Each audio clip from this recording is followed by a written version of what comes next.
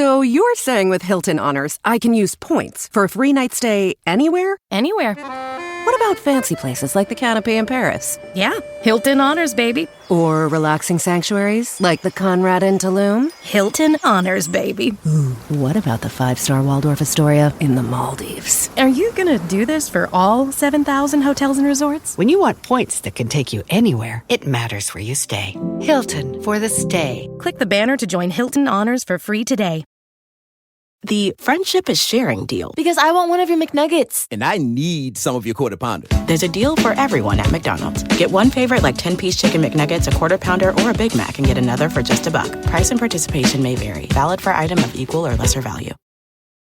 I want to tell you about Doing Justice, a new podcast from Cafe Studios. It's about a prosecutor's role in our justice system and is hosted by former U.S. Attorney Preet Bharara. Wait, I know him. The show asks if we should allow an elected official to run for re-election while under investigation. It follows a sex worker who was robbed and gets her day in court. Preet explores the key elements of cases from the unique perspective of the prosecutors grappling with urgent moral and legal questions. Subscribe to Doing Justice wherever you're listening now. Do you want more Crime Writers On? More of Toby's stories about feuds within a subculture and riveting asides about sports ball? More of Laura's quirky cat escapades and rage-based fitness program? A little peek into Kevin's Irish Catholic feelings box? Or just some advice from Rebecca about toxic relationships and mutual... Well, do what I do. Support Crime Writers On by going to patreon.com/partnersincrimemedia. I'm Rebecca Lavoie, and this is Crime Writers On.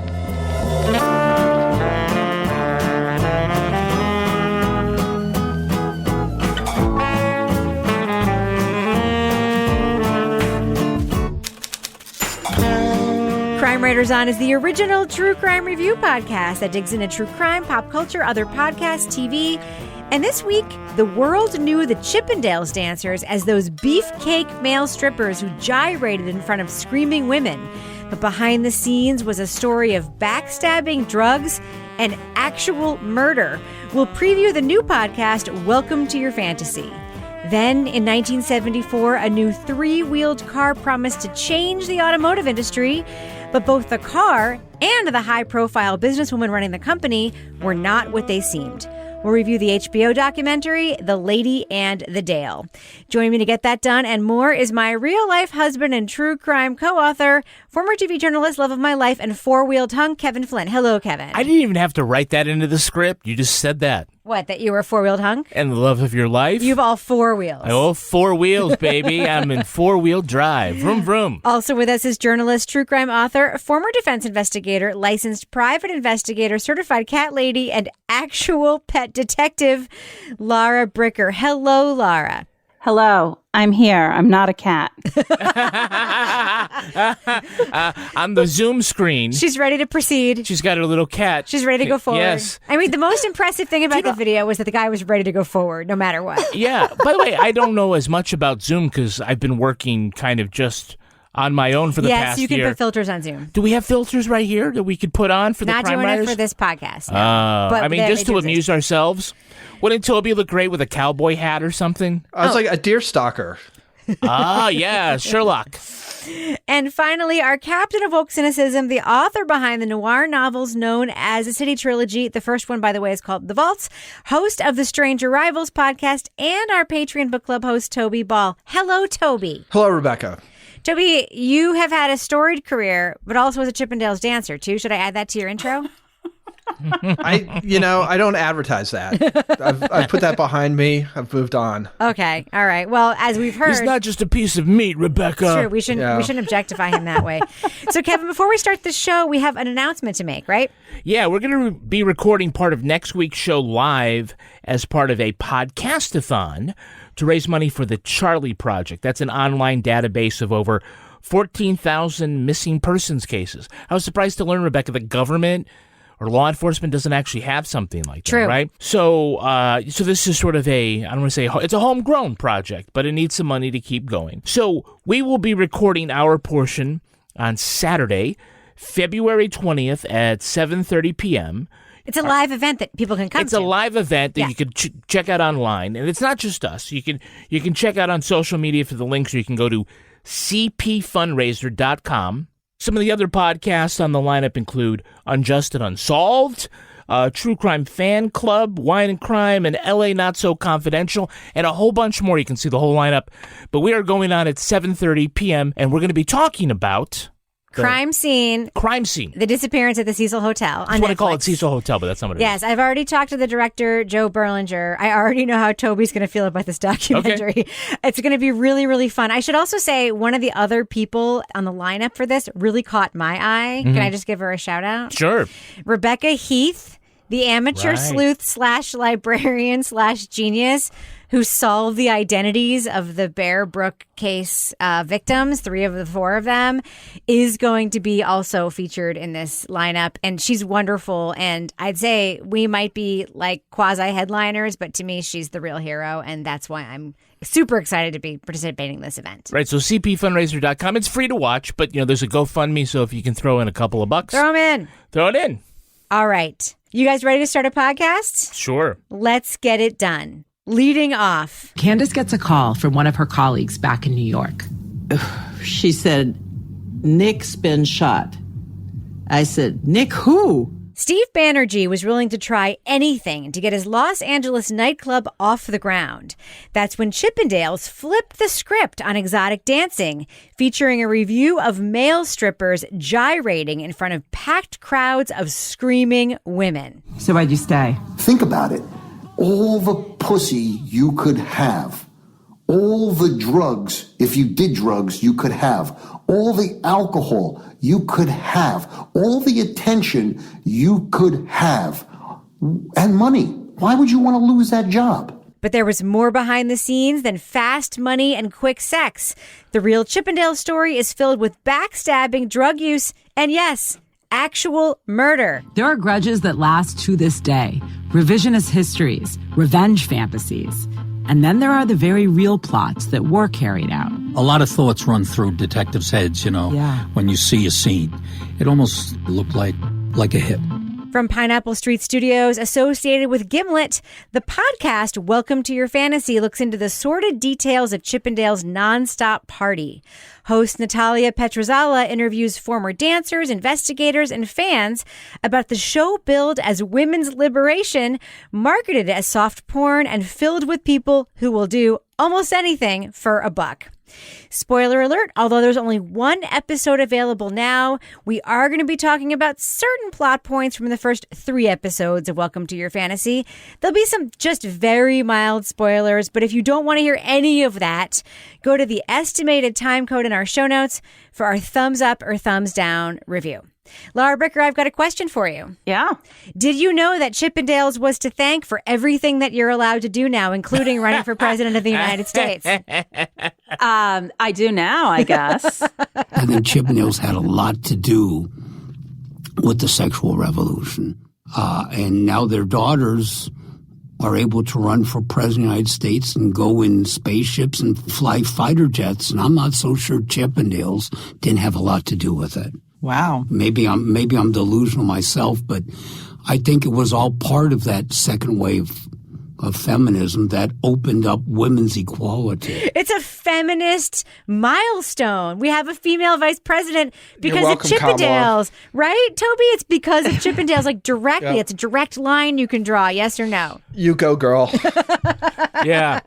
I love how men think that because of them, it's because of them that we have women's liberation. And what did the one guy say? That if it weren't for Chippendales, you, little lady radio producer sitting across from me doing this interview. Bruce pointed at my producer, Christine, and said Chippendales was the reason she could wear pants. You couldn't wear pants to work.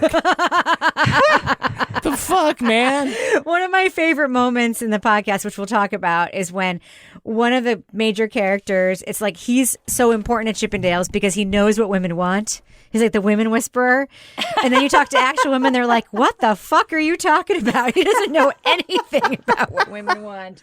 It's pretty classic. All right. So, Laura, this is a very close-up story, and it's told through the lens of Natalia, who introduces herself at the beginning as a, certified fitness instructor, but also a historian who's obviously been researching this for a long time. But it's also like an up-close look at a thing where you kind of feel like you know how it smells the whole time you're listening to it. Wait, what do you mean you know how it smells? I just feel like it's Drakkar Noir and like And ball sweat? 100% coming at me the Okay. entire time listening to this podcast. Laura, does it feel voyeuristic listening to Welcome to Your Fantasy? Well, it did to me because I think this is something that, I mean, I don't know about you guys, but I'm always curious, like what goes on behind the scenes in a strip club, especially a male strip club. And I mean, we are hearing all about it, right down to, you know, the guy who the lady was like, I'll give you whatever, how much money for how many lines of coke I can do off your. Poor Scott Marlowe, yes. Mr. Cock. It was cock. I'll say it so you don't have to. It was in the podcast. Thank you. She followed me into the staircase, and she said to me, I'll give you $100 for every inch of cocaine I could snort off your cock. But I think just hearing the behind the scenes tour bus, we've got Candace, the manager, who's basically like, yeah, of course, you know, I was a good looking young woman. They were good looking guys. What do you think we did? So everything that you want to know, the dirty details of, we hear about. It's kind of like strangely addictive and fascinating in a way that I felt like, should I be listening to this? But I am, because I want to know what else is going on there. Toby, but there's really is like a historical look, like just at a point in time that's framing this that I don't think gets lost here. I mean, yes, there's a story at the center of it. It's set up right at the beginning. Great scene setting and a great thing that we know happens, which is an actual murder.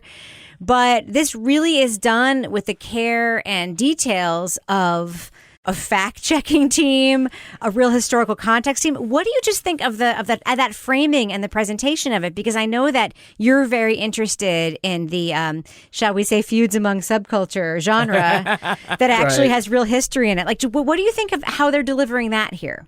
Well, I think it's very evocative of the time. I mean, you get a lot of details and then actually some tape, too, that is just very late 70s, early 80s. So you get Donahue having a conversation between Chippendales dancers and the women in his audience, including one who's sure that, you know, they're going to hell because they're sinning. And when Jesus comes back, he will not be happy with what you're doing, guys. Jesus is going to be pissed. Well, we're talking about lust of the flesh here. We certainly are talking about lust of. Jesus said, even if we think of committing adultery, it's the same as doing it. Yeah, so it's that they talk about the guy Nick Denoy and how he had created these weird children's shows. And I think, what is it, Unicorn something or other? Unicorn City or Unicorn Town or Unicorn Tales. Tales, yeah. Which, by the way, sounded freaking awesome to me. Yeah. I don't know. That was a time when it was like, I mean, I don't know. Did you guys see Wonderama when you were growing up with Bob McAllister? Yes. You know, it's like this sort of strange, on some local TV station lot type of thing. And then we saw. Laura's pretending like she had a television. No, when she was growing up. I have no idea. I've never even heard of that show. Remember the Magic Garden? Those two hippie ladies who were with the flowers, the talking flowers. Good that time. was the era of weird children's TV for sure. And who was the guy down in Mississippi who then ended up interviewing that kid? What was that? Remember for the Innocence Project one, Uncle Somebody? Oh yeah, exactly. Wrote the Uncle Fuck yeah. So it was the time when there were these sort of, I don't know, kind of homegrown kids TV shows, and apparently these were kind of even weirder than usual. So anyway, and watching those, you could totally see where a male strip show would come from. That it's showbiz, man. It's showbiz. I wish they leaned in a little bit more to the Unicorn Tales sensibility with the review, but that's okay. I mean, I know this is a sideline, but the podcast does a good job going into sidelines. So let's just do it for a second. Yeah,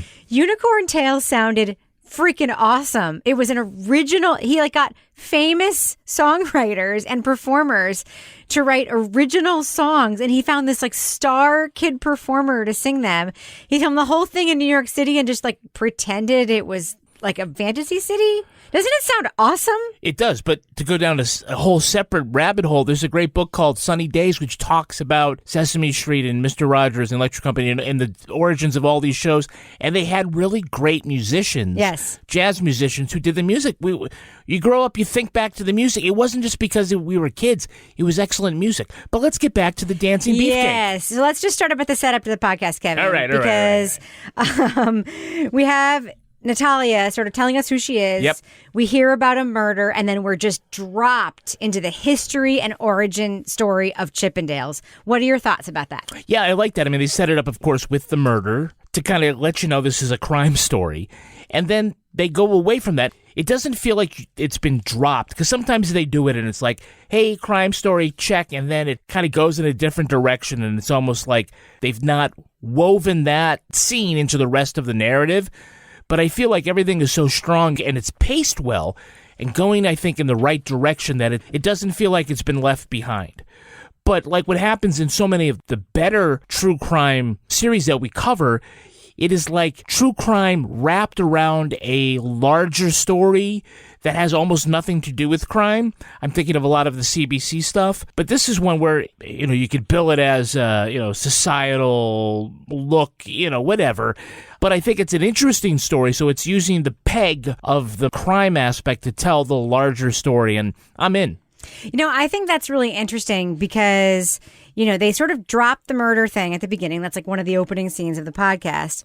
One of the things I found myself thinking, just as somebody who thinks about how these things are constructed, is maybe, this, by the way, I'm not saying they did it wrong, because I would have loved to have heard a version where we didn't know who was murdered at the beginning. Mm-hmm. Because I was There was a murder. Yes. Yeah, because I found myself listening for cues about why it was this guy who got murdered, Nick, instead of Steve. I found myself listening for that. To be honest, I forgot who it was. Oh, okay. The name, I didn't. That actually would have made it. Yeah, strong. you know what I mean? Only because I just sort of thought, I love the fact that I knew there was a murder coming, but then to me, the backstory telling, which is detailed and long and could have been very boring, wasn't. One of the things that strikes me is that in episode 2, they describe the evolution of the Chippendales show, and they call it like a nonstop sensory experience. Like if you're watching a football game and the only thing that's happening is somebody running down the field and scoring a touchdown over and over and over again.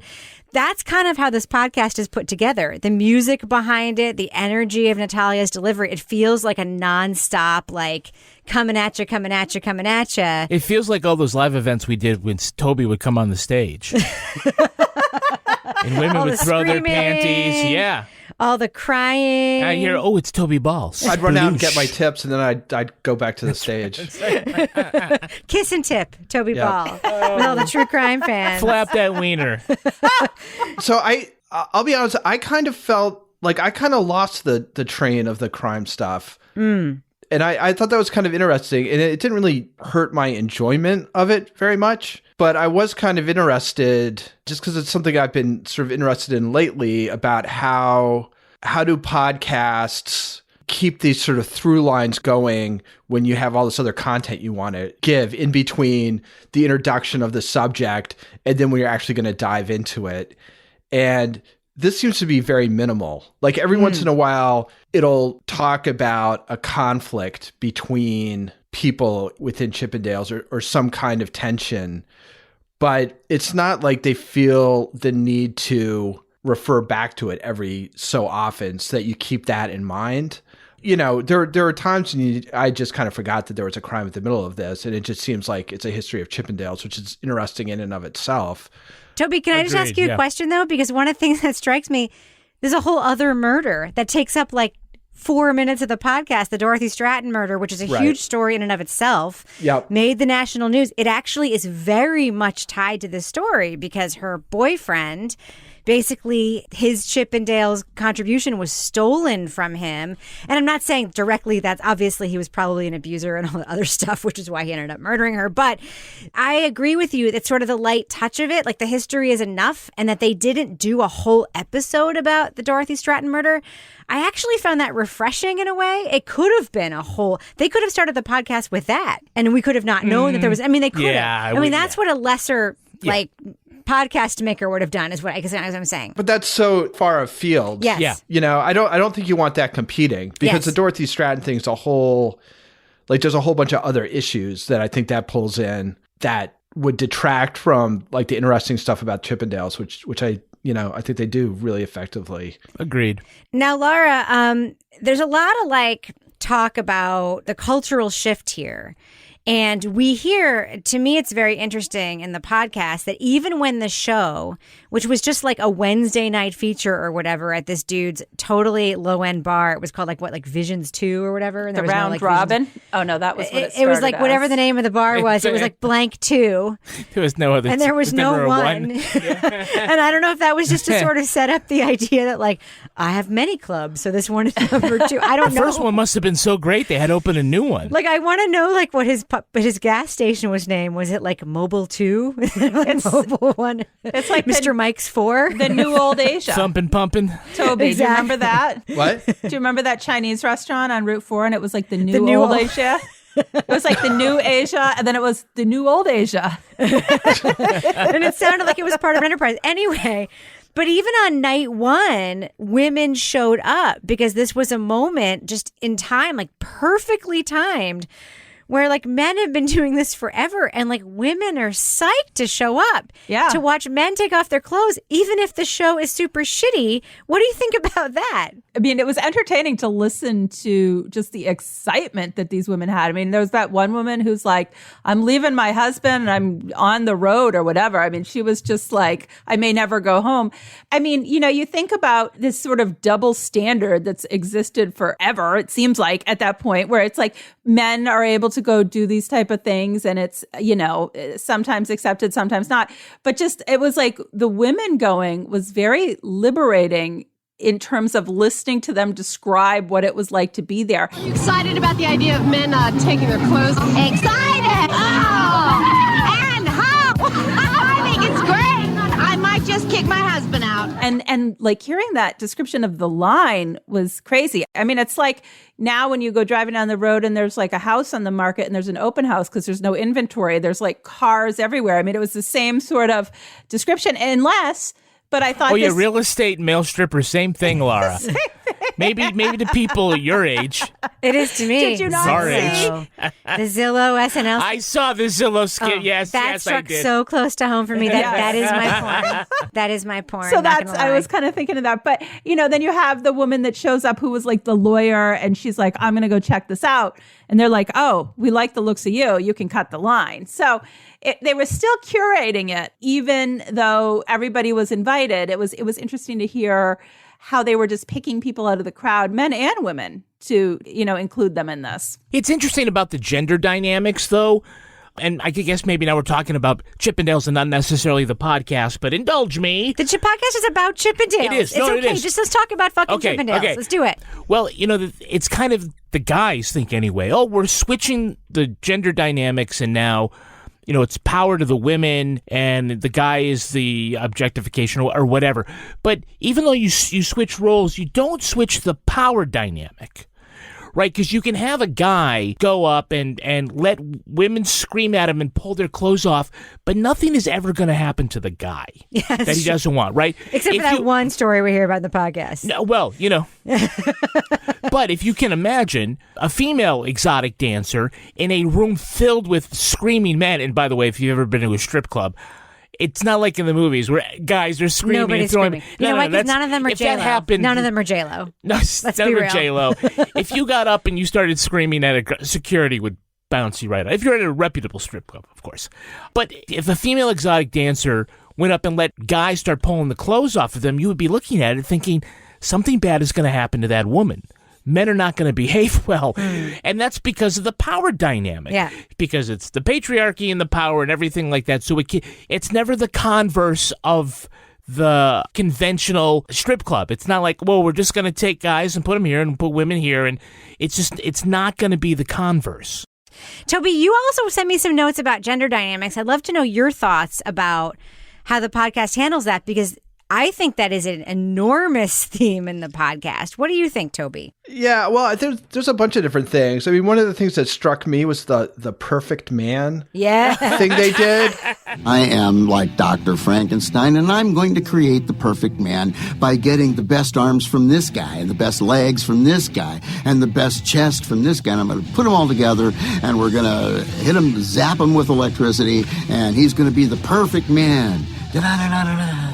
You know, if you picture that with a woman, you're like, I'm going to take this one's breasts, and I'm going to take this one's ass, I'm going to take this one's legs and stuff. And it would just seem like super misogynistic. You know? It wouldn't seem like that. It would be super misogynistic. Right. So it's just, I mean, it's just kind of interesting that I don't know if I have a whole lot of insight as to why that is, but it doesn't seem really dehumanizing when it's men. I mean, it seems like kind of like a jokey, kind of corny thing in a way that it absolutely would not if it was women. And I think that, and that's kind of interesting. And then it's just the way they talk, the Chippendales guys talk about like what a fucking great time they had. And they're doing drugs and, you know, having sex 3 times a night with like 500 different women and all this stuff. And again, it's just like, you know, it's hard to imagine that kind of thing coming from a woman who's in that same industry. Like the reaction would be different. So I mean, but we do hear about some consequences, though, right? Because we hear Scott Marlowe, one of the dancers, talk about how it basically desensitized him and made him unable to love, and like he's like inexorably damaged. Is he though? That's what I heard him saying. After you've slept with 300, 400, 500 women, there was no piece of female that I hadn't seen, done, or was excited by anymore, and it scared me. It frightened me because now fucking what? I mean, what, you don't believe him? Well, okay. He has to speak his truth, and certainly if you were talking about a 60-year-old former female exotic dancer, I would be willing to believe that is her truth. I just feel like, I don't know, for a guy, again, just because of the power dynamics and of it, yeah, maybe you did too many drugs and you didn't have healthy sexual relationships, but I feel like for you, dude, that to blame whatever unhappiness or maladjusted social etiquette you have on Chippendales, your time in Chippendales, and that they let you go, I don't know. I'm a little more empathetic than you because I've been thinking a lot about male consent this year in the wake of Bridgerton and Wonder Woman and all those conversations. I think a young man can be fucked up by a bad experience where he learns nothing about healthy relationships. I think that's, and it's not only possible, I know that it happens. I think that's what he was trying to tell us. Okay. Maybe he wasn't the most eloquent, deliverer. I think they're like rock stars, though, right? I mean, they kind of live the rock and roll lifestyle and with the same consequences. I mean, people who don't make it big in rock and roll, it's like you get to be 40 years old and then what, what's going on? Lara Bricker, you love fitness. You love fitness classes. I know you have like a fancy bike with like videos or treadmill with videos. You love interactive fitness where you watch things. I do. Were you tempted at all to work out to this Chippendale exercise video that we are treated to in this podcast? Well, maybe not work out like you're thinking, but maybe you call that a cool down, not me. But can we please just hear a little bit more muscle motion because I kind of love it. Here's the cool down stretch. Okay, I don't know about you guys, but that didn't cool me off at all. The part that I loved about that also was like this gym teacher somewhere that thought that was like an okay tape to play for the kids. Hey kids, it's exercise time at school. That's one of those Midwestern towns where they have an ordinance against dancing. No, it's not. I'm telling you, today, if a gym teacher played that in our local high school, you'd be fucking gone in a second. I just want to just get to one more thing because I think there's another aspect to this story that to me is very interesting, and it's just like the business part of it. Yeah. Because you have Steve and Nick who are rivals. Steve, we know, is a hustler. He moved to America. He borrowed money from a friend to open gas stations during the gas shortage and just raked it in. But he always wanted to be like Hugh Hefner, so he opened this nightclub. And he had all these interesting ideas, like, all the backgammon and like all the shit that was popular in Los Angeles at that time. And then he started this thing and, whatever. But he thought kind of small. I mean, he thought big, but small, right? And then you bring in Nick, who's like just wired to think huge. And there's this conflict between the person who thinks to scale. I mean, Kevin, I'm going to be honest with you. You know what I kept thinking about? Our podcast business versus like our friends' podcast businesses, which are now like juggernauts.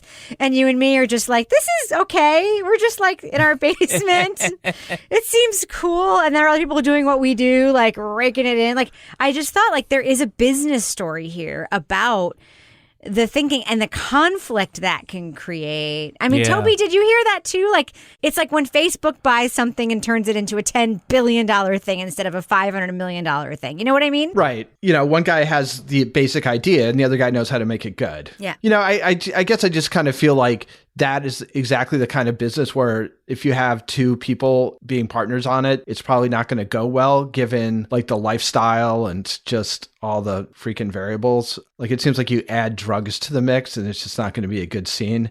So yeah, I thought it was interesting. I mean, there's this thing without getting too much into it about the napkin deal. Is that what they call it? And the fact that a deal could be made on a napkin for real is insane. Yeah. And then the whole thing hinges on the fact that one of them doesn't know what the word perpetuity means. Yes. So he's like, whatever, I'll sign it. And the guy's like, yeah, okay, perpetuity means forever. Like, you just signed it away forever. He's like, what? Hold on a second. Can I get that napkin back? It's just this weird thing. There's a lot of money at stake. And at the same time, it's like amateur hour. It's like, dude's not like knowing the meaning of words when they're putting their signature on a line. So, Laura, I would just want to ask you quickly about Candace. Yes. Who's really we have our host, Natalia, but Candace is really only the woman voice we've heard in this podcast, aside from the many screaming women we've heard in this podcast. And she was an investment banker / lawyer who basically just went to a show because of circumstance and knew there was a thing and ended up like becoming part of the business. But she's also like our woman guide through this world. I just want to know, Natalia tells us her whole apartment is magenta. It's filled with tchotchkes and like inspirational sayings and also Ayn Rand memorabilia, which is fucking weird. Like, what do you think of just Candace as our like concierge, as a woman telling us about this? I found her completely fascinating. Yeah, I found her fascinating too. And I think it's really interesting, her background. She comes into this from this lawyer, banker background, this professional life. And she completely converts into the Chippendales lifestyle to the point that today it sounds like she's still immersed in it with, I believe she had some posters up of some of the men as well around her apartment.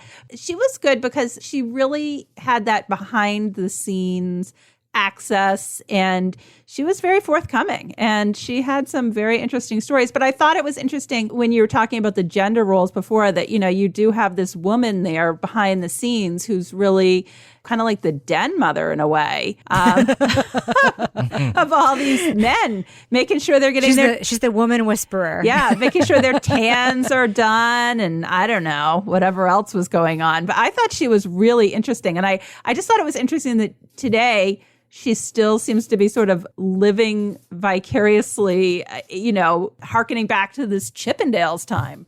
Kevin, I did love how she said that Nick would make her go find out what all the women wanted in the bathroom. She would go into the bathroom and just fix her hair and then come out and say what she thought and say it was all the women. It felt familiar to me. Like I do that shit to you all the time. Because that's exactly how you do shit. Yes, True. So I have one final question. Not my first rodeo, LaVoy. I have one final question for Toby and Kevin before we wrap up and do our review, okay? Yes. We heard about how the show was vastly improved, right? Yeah. By creating these like Chippendales characters. We had like the stripper astronaut, the unknown stripper, the cowboy, the guy who came out and just like fucked a motorcycle, the guy in the suit. I want to know for each of you, like if you had to be a Chippendales dancer, what your character would be when you came out on stage. Kevin, I'll start with you. What do you think? Well, since they already took the unknown stripper with the bag on the head, I'd be like the baseball stripper, and I would have like a big baseball mitt to cover home plate, if you know what I mean. Yeah. What about you, Toby? What would your character out on stage Ball be for all the showmanship?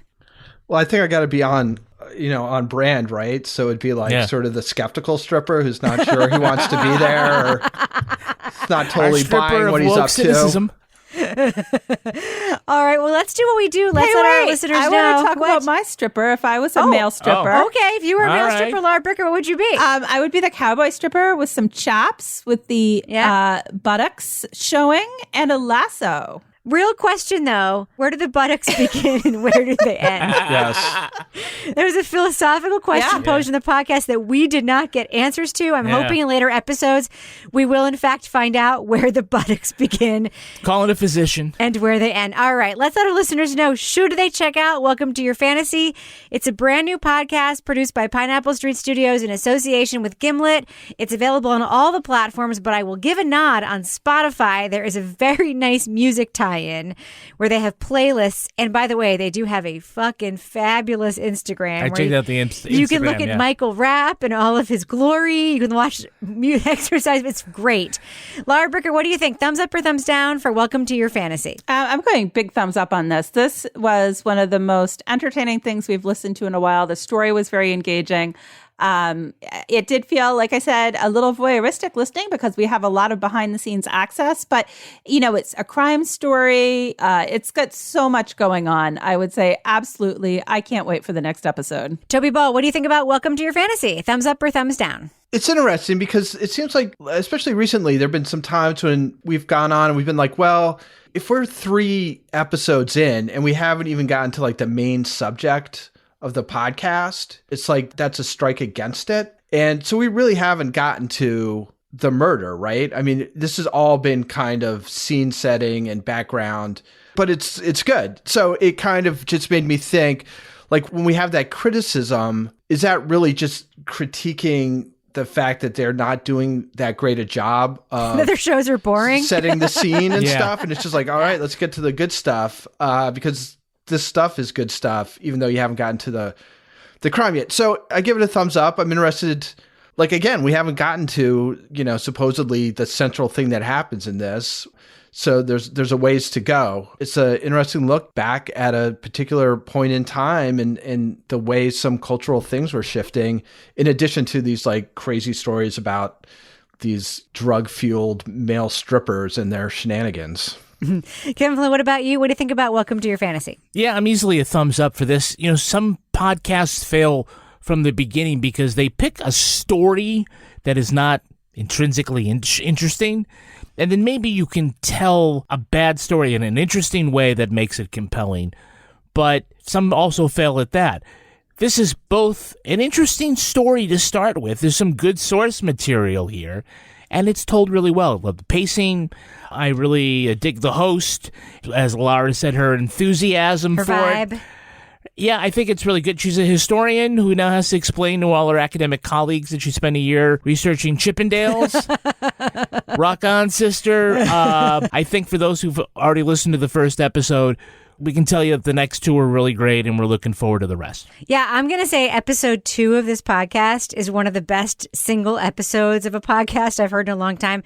I have another comment to make about another episode I've heard recently of a different podcast that we're talking about next week. That's also one of the best single episodes. Mm-hmm. That counts to me. When you hear something that you know is like an achievement in terms of how it's put together.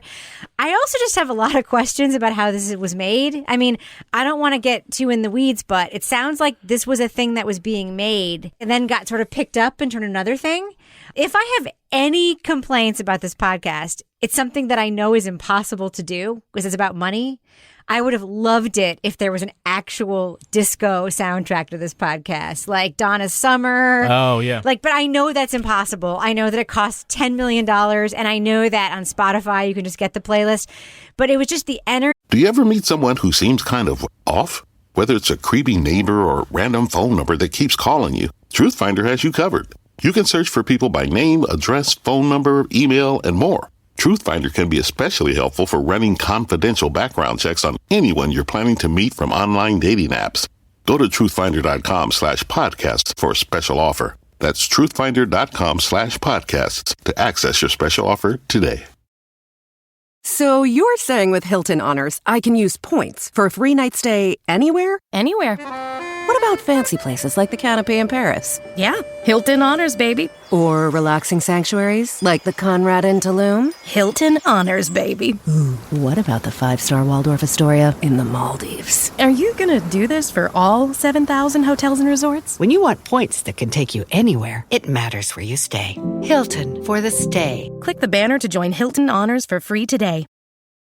The Friendship is Sharing deal. Because I want one of your McNuggets. And I need some of your Quarter Pounder. There's a deal for everyone at McDonald's. Get one favorite like 10-piece chicken McNuggets, a Quarter Pounder, or a Big Mac and get another for just $1. Price and participation may vary. Valid for item of equal or lesser value.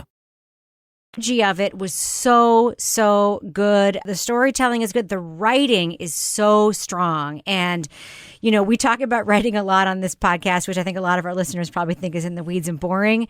But when writing is good, you know it's good. And this podcast has it. And it's just beautifully put together. And welcome back, Gimlet. Yeah, well, I don't know if Gimlet touched this at all, but it's in association with them. So good for you guys. Where were you? Where you been? Welcome to your fantasy. Definitely check it out. Big thumbs up for me. All right, Kevin, here we are in the business section. What are we talking about in the business section today, Kevin? Okay, we want to tell folks, just remind everybody again that Charlie Project Podcastathon is going to go live all day on February 20th. We'll be on 7:30 p.m. Be sure to tune in. We also have now on Patreon a couple of things coming up. How do people get to our Patreon and support us there to get these things? Well, like we say at the beginning of every podcast for the last 5 fucking years. No, we've been doing Patreon for 5 years. It's patreon.com/partners in crime media. Yeah. And there you get a whole bunch of stuff, including this week's CW After Show, where we are going to talk about our personal experiences with Chippendales and strip clubs. Yes, I've got a story. And Laura's air fryer as well. On the latest, which is basically her personal strip club, let's be real. She just sits there watching it, throwing dollars at it. I do. It's like Ken came in, he's like, this is worse than you watching the birds. Because I'm like, Ken, look what's happening now. And he's like, oh my God, step away from the air fryer. Yeah, it is the moist maker. I hate that word. On the latest Married with podcast, we just did a live recording on video. Had folks from Patreon come on in and ask some of the questions and also give their advice. We have, among other things, fears about a college-bound child bound to stay in his dorm with his online friends, and a listener not in a rush to get engaged, but really, really wants an engagement ring. You go, girl. You just go ahead and get that. Coming up this week, Toby is recording a new deep dive book club. It's going to happen on Tuesday. The book is called The Five, The Untold Lives of the Women Killed by Jack the Ripper. Now, the audio podcast will be out to all patrons shortly, but for those of us in the CWO Nation sponsor level... How much is that? That's $25 a month. All right. You can be a sponsor whose name is listed in the podcast. They also get to watch the podcast, and if they want, they can take part by putting questions in the chat or coming on the video screen and asking questions. Toby, tell us about who's coming up in your panel for The Five. So first of all, I want to let people know it's going to be at 4 o'clock in the afternoon Eastern time, because one of the people who's on it is Claire Clark, who's been on before. She's from Trinity College, Dublin. And you probably remember her if you've been listening to the deep dive. She was on the Say Nothing episode, and then she's done other ones since then. That was her first. And then Lauren Bright Pacheco from Northern Oregon, and a whole bunch of other good podcasts. And she's been on before as well. So excellent guests. And The Five is actually a really awesome book. It's really interesting. It's more true crime adjacent, I would say. It's sort of a history book, but it's about the life stories of the women who were killed by Jack the Ripper. And incredible detail about the lives of these women living in Victorian England. So it's like The Lost Girls, but about Jack the Ripper, sounds like. It's interesting you say that, because that was one of the things I was thinking about while I was reading it, is that it is sort of that same sort of women really living on the margins and their vulnerability because of it. Also want to let people know that if they haven't already, they should sign up for our Crime Writers On newsletter. It's very easy to do. You're going to get it every Monday, and it's going to have sort of a reminder that we're out and a rundown of what's on, but a couple of other things as well, including our CWO BTS behind the scenes. And I've moved up, just to make it easier, I've moved up the subscription link to the top of our website. So if you haven't already signed up, go to crimewriterson.com.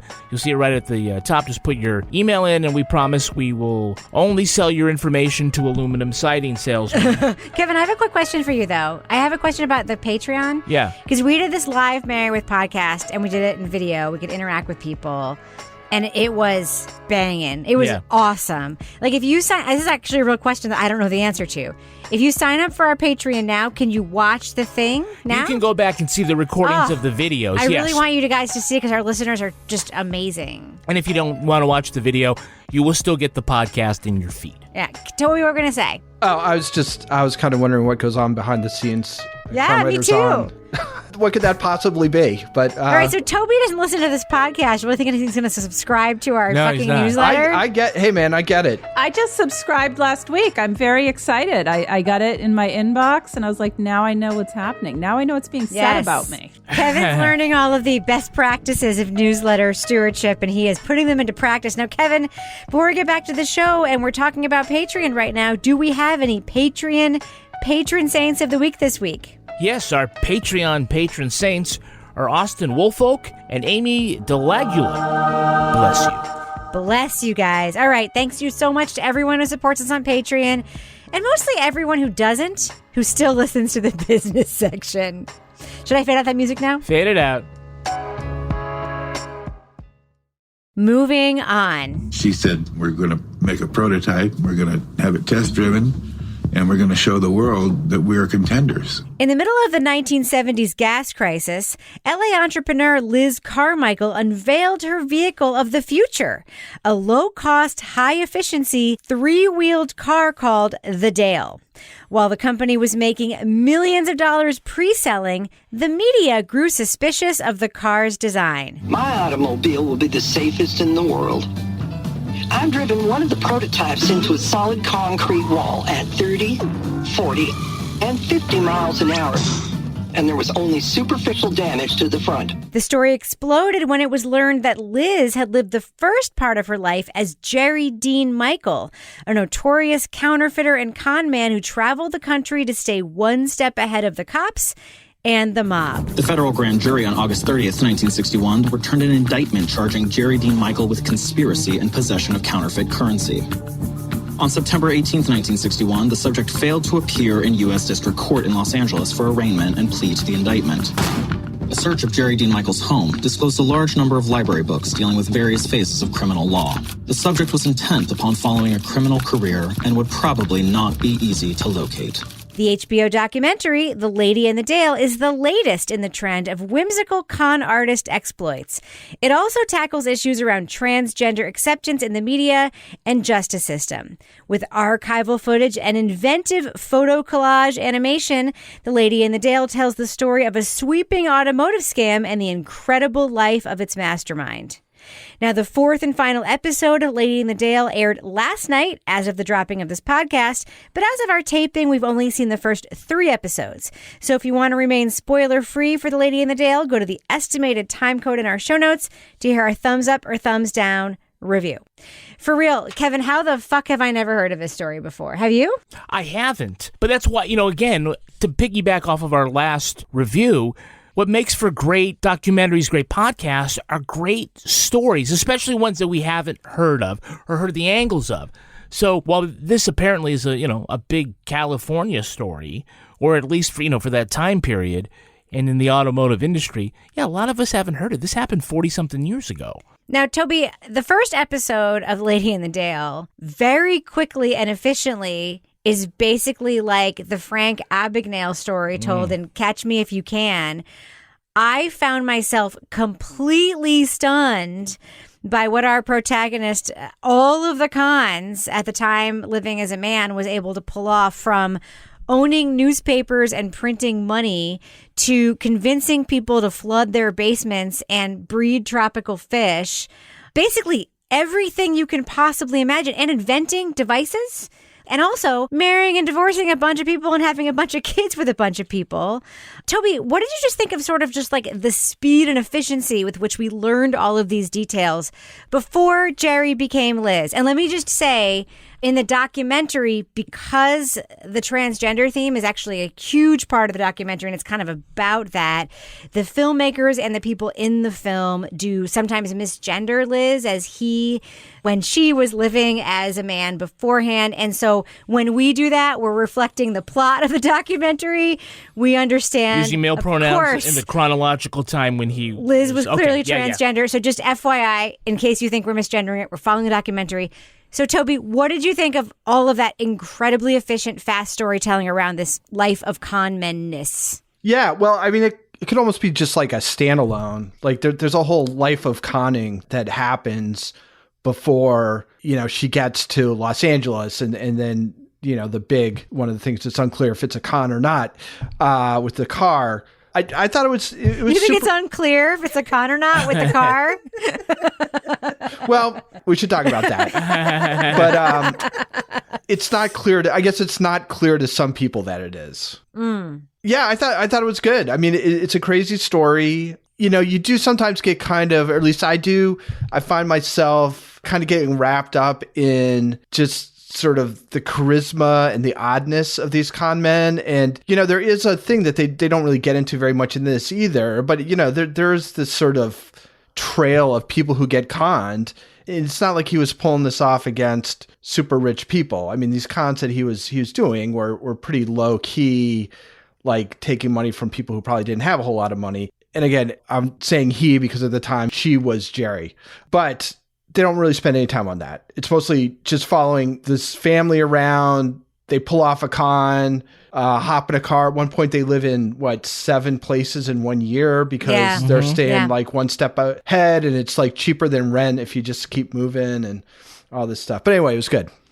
I thought it was really interesting. Charles, the brother, brother-in-law, yes, who was talking about his sister marrying Jerry, who was Vivian. Jerry at the time. Yep. And Jerry had a bunch of wives before this. And for some reason, Vivian was like in. She's like, I'll totally do these fucking cons with you. Like, I've lived with my parents my whole life. Whatever. We'll kite checks.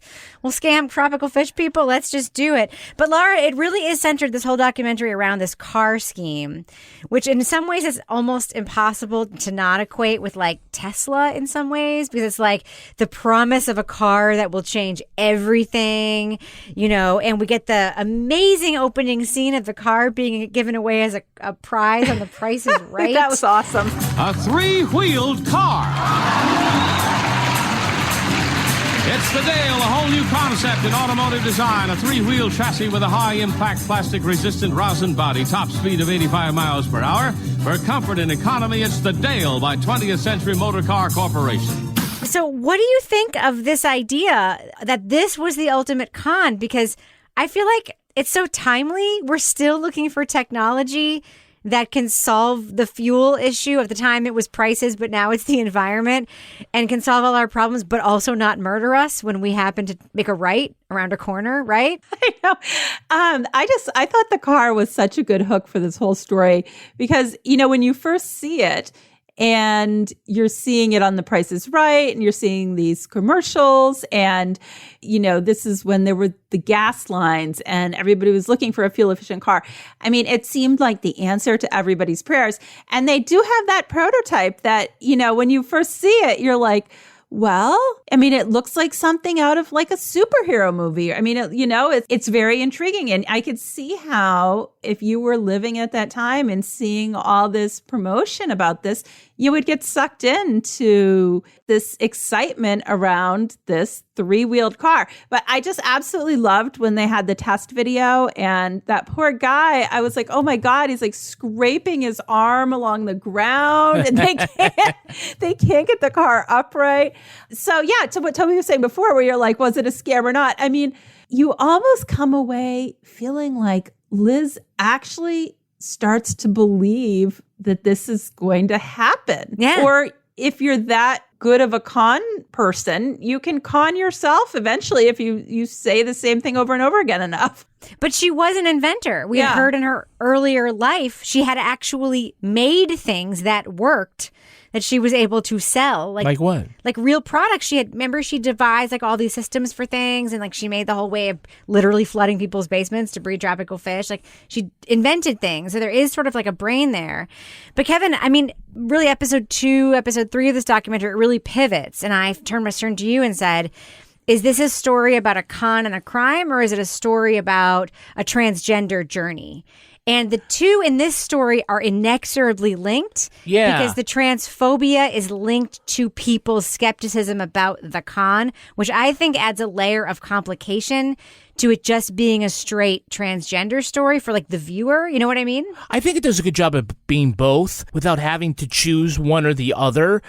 Because while being a transgender woman has nothing to do with the actual con, it adds an interesting complexity about her life story and then about the way the justice system treats her.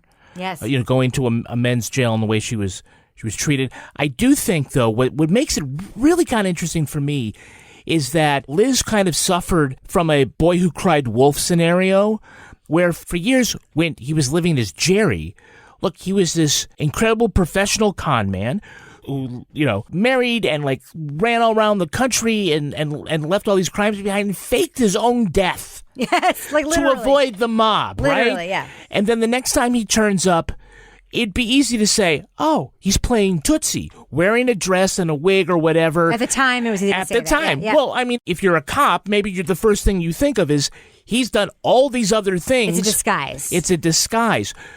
Well, at the same time that all that other stuff was true, that he did that, and in his heart, yes, he, and now she, is a criminal, she also just happened to be somebody who was transgender and was sincerely going through this. And that's a really interesting part of the story, because it'd be easy to sort of let the viewer on, lead them on thinking this is part of his scam, that he's really just a guy in a dress. But no, you really see her journey. Yep. And, yeah, I mean, she had surgery and everything. That isn't just, this is sincere. This is who you are.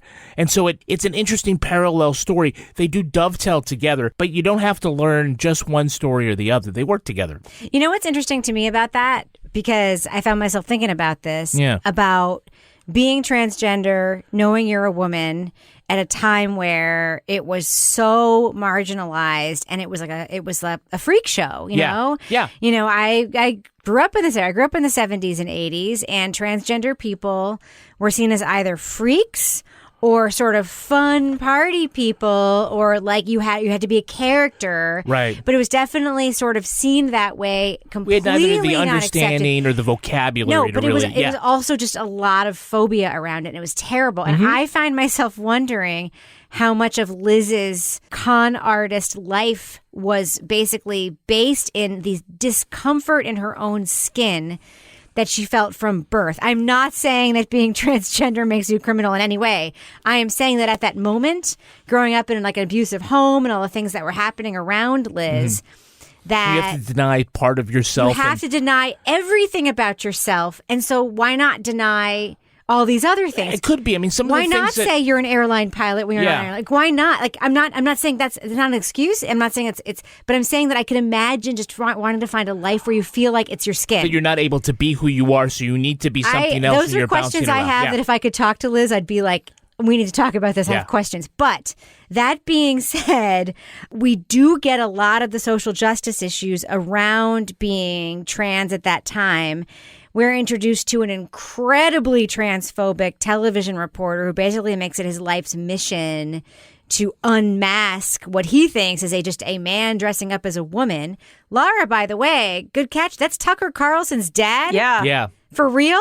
Dick Carlson. Yeah, his name was Dick Carlson, and I wanted to punch him in the face I was getting so angry watching that. So I did a little research because I was like, who was this guy? Because on one hand, I'm like, okay, I think he was an asshole. But I also think it was really this window into what we were talking about, that time and being transgender. But he's still an asshole. He's still an asshole. Today, talking about it now, he's still an asshole. Outed other people. But I think it was like, you see, like, this is what Liz is dealing with at that time, is this reporter who's now made it his mission, who's like, I knew something was wrong, and then just becomes obsessed with her. So I looked him up and I was like, yeah, Tucker Carlson's dad.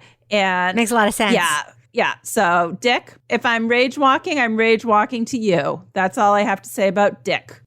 Toby, you also sent me a note about Dick, the KABC reporter.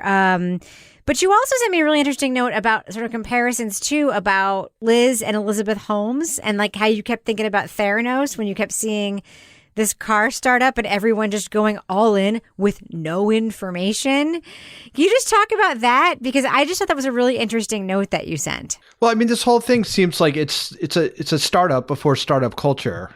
Yeah. Right. So, and that some of the stuff that she was doing is stuff that now is, maybe it's not like 100% legal or ethical, but I think it's pretty accepted, which is you have an idea, you start working on it, you like put forward what you think it's going to be. It's like fake it till you make it. And you use that to bring more money to continually improve it till it finally gets to where it is. And back then, it seems like if you needed venture capital, it was the mob or like shady Japanese guys. And so there wasn't that infrastructure or the culture around it that would allow her to be anything other than like kind of an anomaly. So she did pre-sales for that, right? She got regular people to show up and make deposits. Yeah, and she has like a prototype, and she's got one that she's gonna. It's the same thing. It's like, don't drive it too fast, and it's just like Elizabeth Holmes and don't actually test the blood in our machine. Send it out to Walgreens to test it instead, right? Yeah, and there are people in the company who really believe really strongly in what she's doing, and there's people who are like, this isn't going to freaking work. And so why do we keep going? And so I think, so and that was kind of hired bozos who were supposed to stand around in lab coats, like taking notes on the test drive, even though they literally have no idea what they're taking notes about. I especially liked Toby, like when they come in and she's like, oh, here's your money, just like opens the drawer, here's some cash. Yeah, so there are two things. I thought, this is the kind of book that somebody would write, like a fiction book as like a commentary on Silicon Valley now, right? It's like highlighting some of the absurdities about it by putting it in a different cultural moment. And then the second thing was what an outsider Elizabeth was, both as a person and then as a business. Because what gets that guy Carlson after her, the way he describes it, isn't that he suspects that she is transgender, but he's like, I never heard of her. I didn't know where she came from. So that made me suspicious. So I had to get to the bottom of it. Like, that had to be a fraud. And it's like, well, you're the guy who's like in charge of maintaining the status quo and the establishment. So she's like dead on when she says people don't want us to mess with Ford and GMC and stuff like that. Like, people get upset about that. But it actually was a fraud, and that's the rub, right? But that's the funny thing is that she's absolutely right when she says that, but at the same time, she is a fraud, Yes. But he didn't know that when he first started going after it. Right, that's Kevin, that's your point about Carlson too, right? Well, I think Dick Carlson actually was a very good investigative journalist. This was a serious fraud, and he went after it. And looking back now, I can see that he twisted the knife a little too much for the wrong reason. I was kind of willing to go along and say, hey, 45 years ago, your worldview was probably very small because of what was.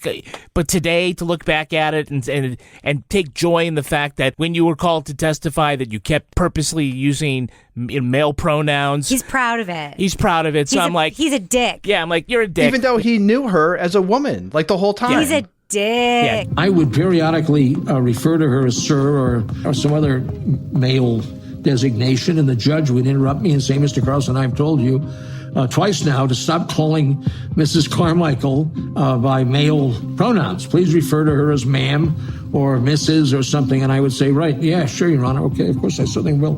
And then I wouldn't do it because I thought it was ludicrous and I didn't think I had to.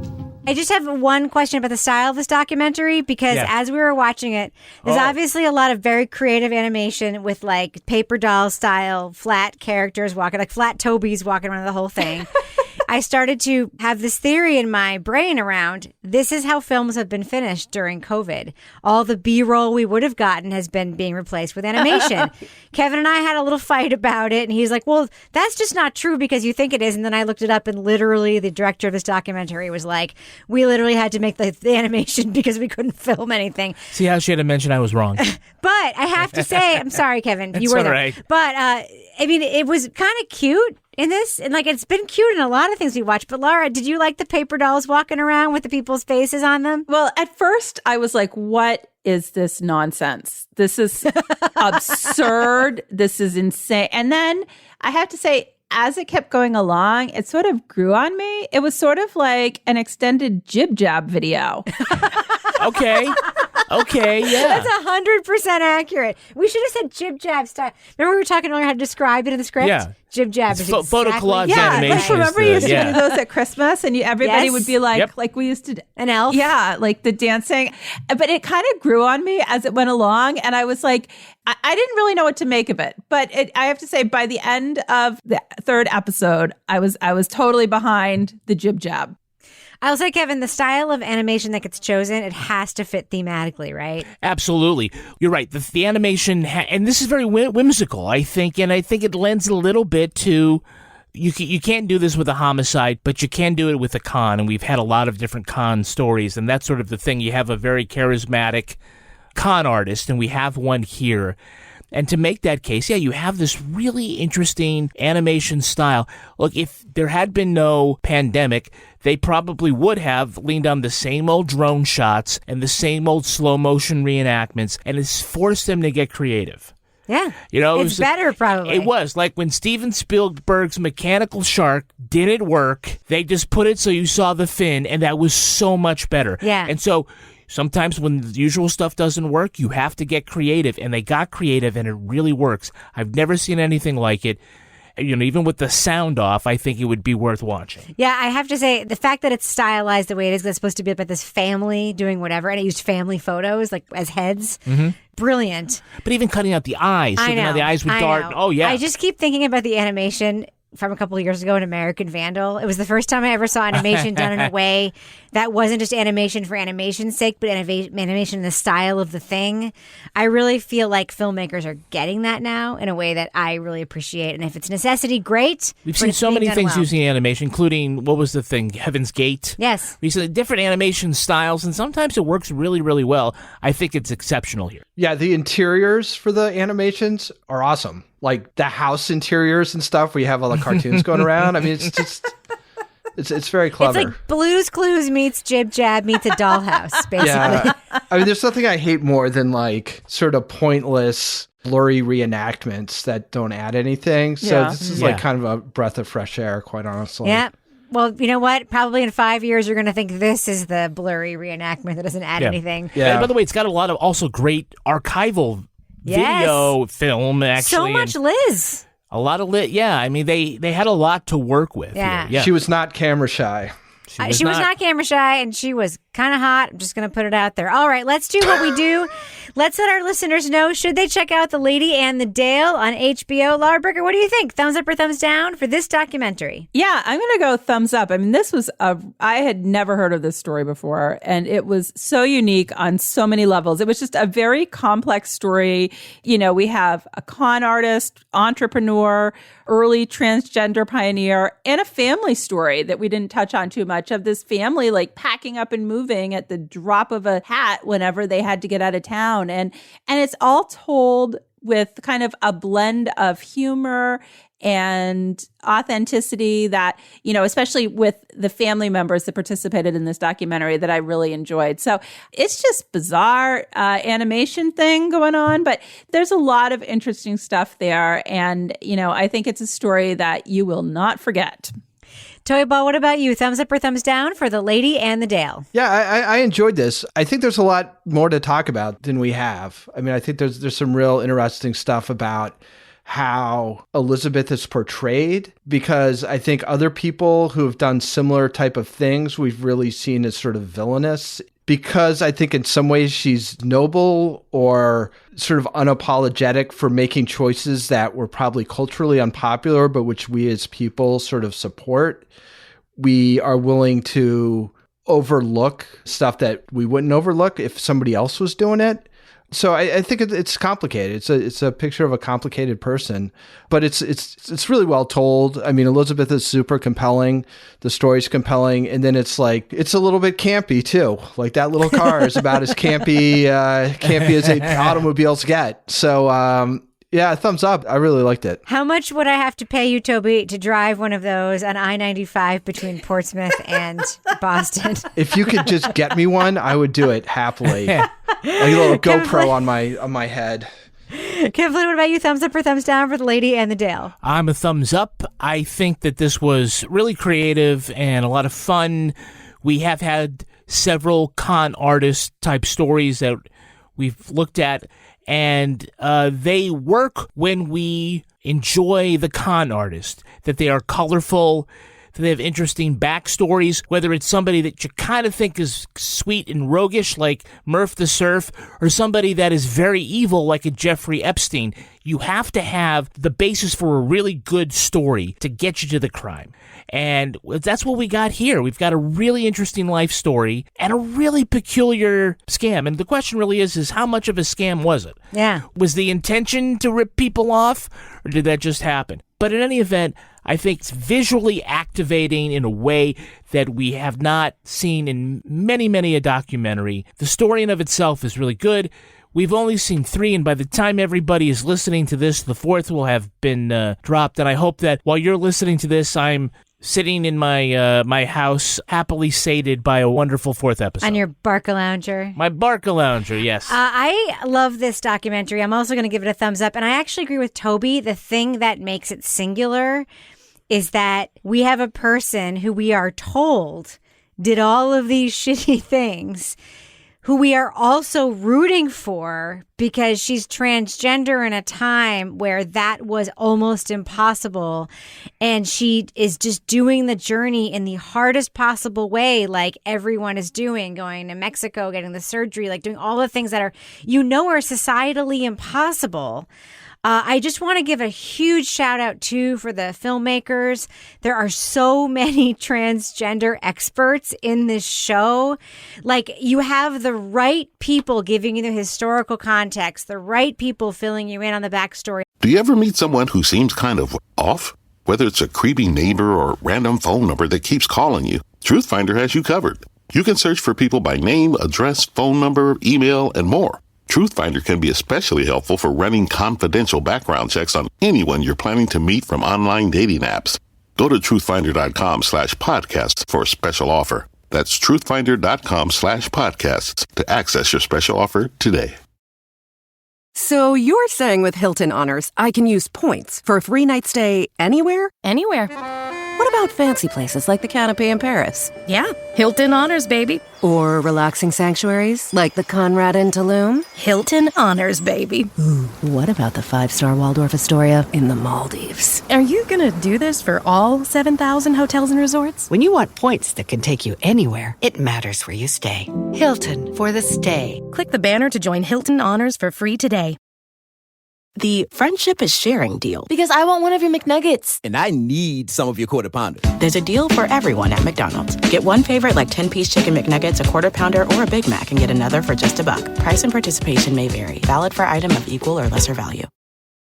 And what it means. And that being said, as a viewer, you're also conflicted because you're like, this person also ruined their children's lives. I mean, that's what I kept thinking. The children are being chased by cops all the time. They're always on the run. I found myself at the center of that conflict, both rooting for Liz and also being like, fuck you. Look at your poor daughter who now has to be a talking head in a documentary about you. So I really like it. It's complicated. I'm probably going to be thinking about it a long time after we watch it. So big thumbs up for me for Lady and the Dale. Now it's time for my favorite part of the podcast, a little something I like to call the crime of the week. What do you do with the skeleton of your dead uncle? You can turn it into a super shredding guitar, of course. A heavy metal musician known as Prince Midnight made his new guitar from the bones he inherited. 20 years ago, his uncle Philip died, and his body was donated to a college in his native Greece. When the college recently closed, they returned the skeleton to his family.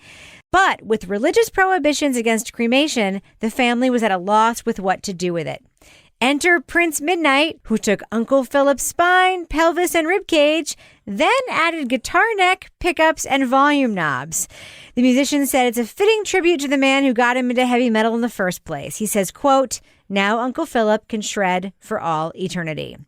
So, panel, here's my question. There are still plenty of Uncle Philip's bones left over. What can we do, or maybe Prince Midnight can do, or the rest of us do, with the rest of those bones? Laura Bricker, what do you think? Sounds like a perfect opportunity to make a little bone broth. Oh, God. I've heard it's really healthy. So, yeah. Baby Yoda. I don't think they Joey, what usually do you use think? human bones for that, though. No, but Joey, but what do you think we should do with the rest of poor Philip's bones? Oh, you make a mini Stonehenge for the concert. Stage? Yeah. A mini Stonehenge. Very good. Kevin Flynn, what do you think? Well, you make a bowling alley, of course. Really? Yeah, take the bones, make some pins, and then you've got the 2 holes in the skull already, and you throw it down. Either that, or you take the femurs and you line up, you like in the end of Return of the Jedi, the nub. Yes. You could play all that. Nub. Yes, yes.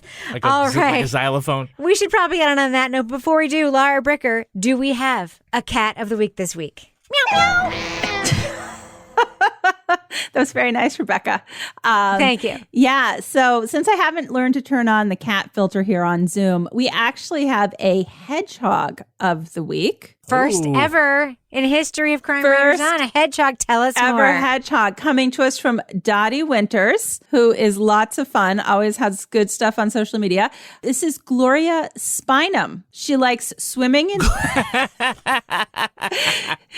And here, I'll show you. Oh, hold on. I just did an actual spit take a little bit. Oh, you can't see Gloria Spinum. Anyway, she likes swimming in the bath, terrorizing cats and dogs, and trying to make friends with my hairbrush.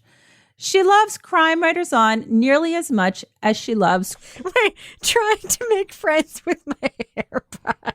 Yeah. It's a hedgehog. I get it. Oh, my God. Okay. Wait, and here's the best part. She loves Crime Writers On nearly as much as she loves gross worms. Nice. Oh, a lot of similarities.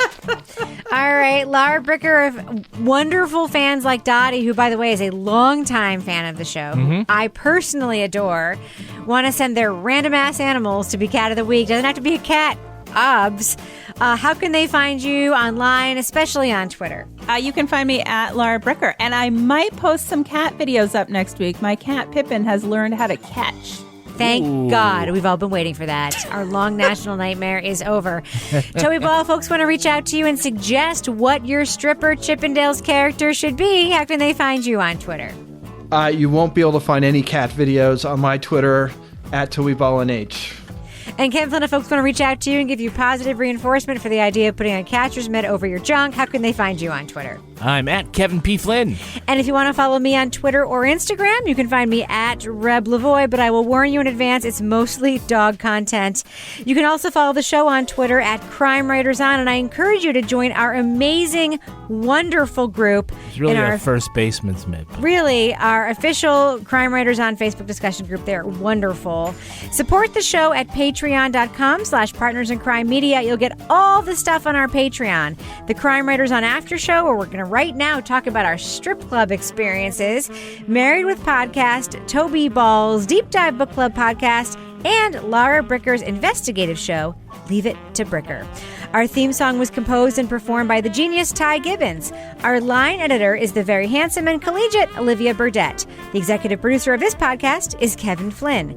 This show was recorded in the Yoga Loft above the Bodega in Bay St. Louis, Mississippi studio, otherwise known as Studio C, the closet in our New Hampshire basement where Kevin Flynn dances around to the 1978 disco hit Push, Push in the Bush. On behalf of all the crime writers, thanks so much for listening. In the bush. We'll catch you in the bush later. Hello. Hi, Laura. How's it going? Good. This is the earliest we've been for our own podcast ever. Kevin and I were down here at like 9 minutes before 8, and it felt like... Had to record something. What do we even do? Like, what do we do with all this time? I'm like, oh, maybe I'll look at the script in advance for a change. That would be good.